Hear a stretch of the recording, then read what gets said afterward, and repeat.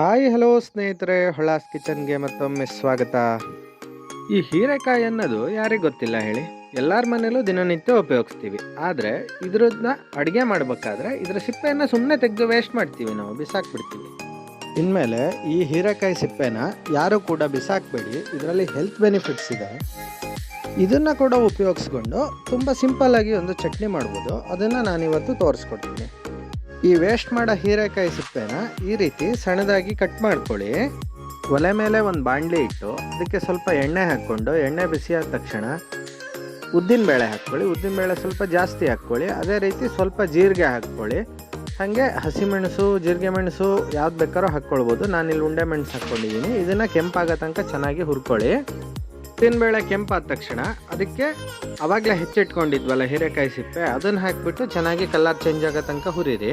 ಇದಕ್ಕೆ ರುಚಿಗೆ ತಕ್ಕಷ್ಟು ಉಪ್ಪು, ಒಂದು ಮುಷ್ಟಿ ತೆಂಗಿನ ತುರಿ, ಹಾಗೆ ಒಂದು ಲಿಂಬೆಹಣ್ಣಿನ ಗಾತ್ರದಷ್ಟು ಹುಣಸೆ ಹಣ್ಣನ್ನು ಹಾಕ್ಕೊಂಡು ಮಿಕ್ಸಿ ಜಾರಿಗೆ ಹಾಕಿ ನೈಸಾಗಿ ರುಬ್ಬಿದರೆ ಹೀರೆಕಾಯಿ ಸಿಪ್ಪೆ ಚಟ್ನಿ ರೆಡಿಯಾಗಿರುತ್ತೆ. ಇದಕ್ಕೆ ಬೇಕು ಅಂದರೆ ನೀವು ಒಗ್ಗರಣೆನ ಆ್ಯಡ್ ಮಾಡ್ಕೊಳ್ಬೋದು. ಒಗ್ಗರಣೆ ಬೇಡ ಅಂದರೆ ಅದನ್ನು ಸ್ಕಿಪ್ ಮಾಡ್ಬೋದು. ಇದನ್ನು ಒಂದು ಸಲ ಟ್ರೈ ಮಾಡಿ, ತುಂಬ ಚೆನ್ನಾಗಿರುತ್ತೆ. ಇನ್ನೊಂದು ವಿಡಿಯೋದಲ್ಲಿ ಸಿಗೋಣ. ಬಾಯ್.